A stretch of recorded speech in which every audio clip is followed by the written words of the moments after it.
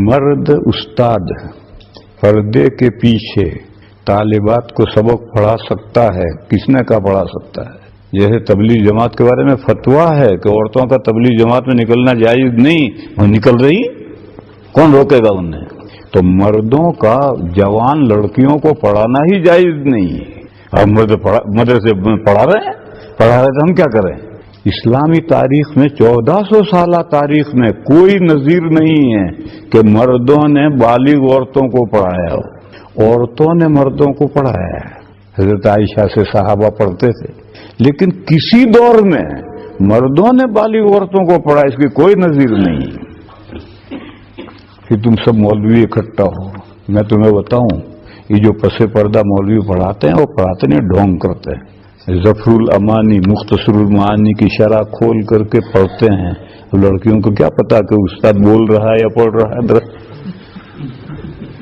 عام طور پر ابھی یہی ایک مدرسے میں گیا تو جس کمرے میں سے استاد لڑکیوں کو پڑھاتا تھا وہاں کشف الباری رکھی تھی، تو میرے جاتے ہی جلدی سے اٹھا کر لے گئے۔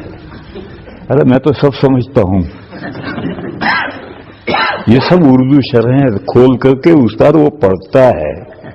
پھر گجرات میں سب سے پہلے گجرات میں لڑکیوں کے مدرسے شروع ہوئے، وہ ٹھیک ہوئے۔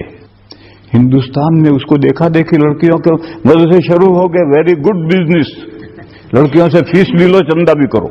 تو میں نے ان کو کہا ہے گجرات کی تو ضرورت ہے، ہماری لڑکیاں برطانیہ میں، امریکہ میں، افریقہ میں ہیں، وہاں لازمی تعلیم ہے، 16 سال تک لڑکیوں کو لڑکوں کے ساتھ پڑھنا پڑتا ہے، ان کی عصمت محفوظ نہیں رہتی۔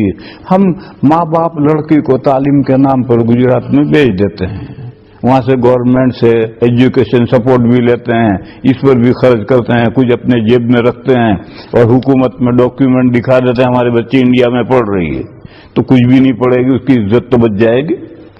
تو ہم گجراتیوں کی تو ضرورت ہے، تعلیم پیش نظر نہیں ہے، اور لڑکیوں کے آبرو بچانا ہے۔ تم نے اس کے ذریعے سے مدرسے کھول دیے، لڑکیوں کے کمانے کا دھندا شروع کر دیا۔ تو خیر گجرات میں یہ سلسلہ پہلے شروع ہوا تھا، اور اس ضرورت سے ہوا تھا۔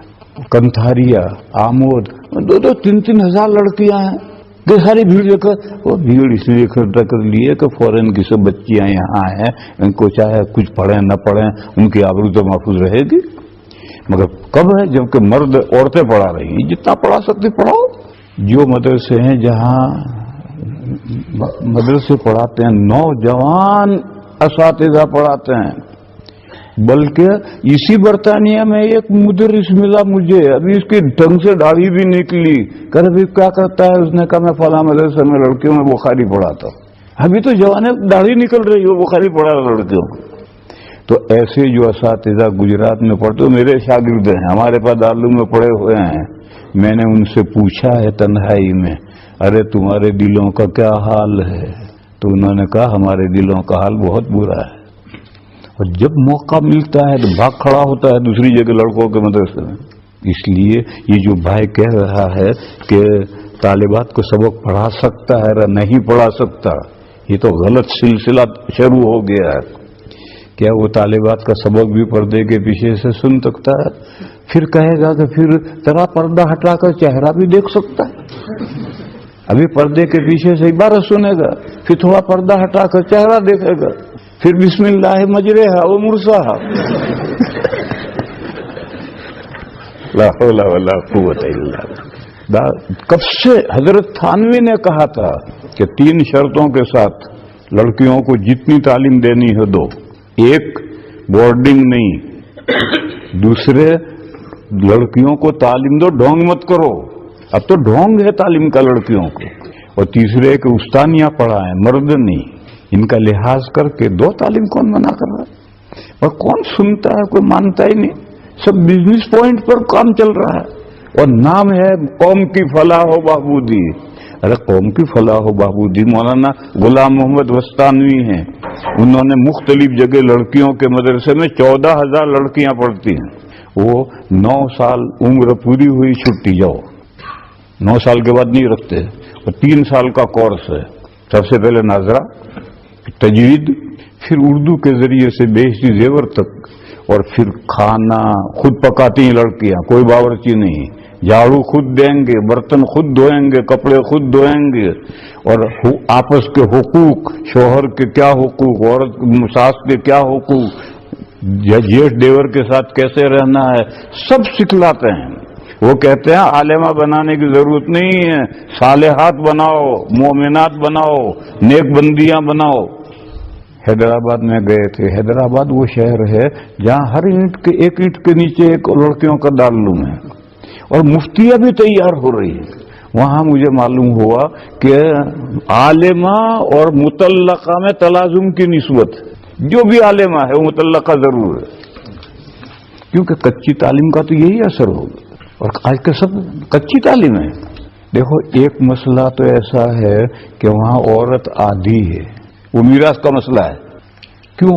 عورت کے ذمہ کوئی خرچہ ہی نہیں ہے، بیٹی ہے وہاں تک باپ کھلائے، بیوی بن جائے شوہر کھلائے، بیوہ ہو جائے لڑکے کھلائے، لڑکے نہ ہو تو اسٹیٹ کھلائے، اس کے ذمہ ہے ہی نہیں، تو اس کو میراث ملنی نہیں چاہیے۔ اسی لیے عیسائیوں کے یہاں، ہندوؤں کے یہاں عورت کو کوئی میراث نہیں ملتی، اس کے ذمہ خرچہ ہی نہیں ہے۔ مگر اسلام نے کہا کہ اگر بیچاری بیٹی کو کچھ نہیں دیں گے تو وہ آنسو بہائے گی کہ بھائی نے سب لے لیا، مجھے کچھ نہیں ملا، تو چل آدھا تو لے لے۔ یوں وہ آدھی ہے، اس سے نمٹوں تو سو۔ اذان کا وقت ہو رہا تو فوراً شروع کرو، ہمارا انتظار مت کرو، اذان کا وقت ہوتے اذان شروع کرو۔ کیا کہہ رہا تھا میں؟ ہاں، باقی شہادت کے باب میں ایک مرد کی جگہ دو عورتیں ہیں، اور حضور سے پوچھا تھا عورتوں کی عقل کم ہے دلیل، تو حضور نے فرمایا ایک مرد کی جگہ دو کی گواہی ہے۔ تو تعلیم کا مدار بھی عقل پر ہے، یہ ذہین ہے، یہ متوسط ہے، یہ ادنا ہے، اس کو زیادہ پڑھانا پڑے گا۔ تو جب عورتیں ناقصات العقل ہیں تو لڑکوں کے نصاب سے ان کا دگنا نصاب چاہیے۔ تو 7 سال میں لڑکوں کو جو آتا ہے وہ 14 سال میں ان کو آئے گا۔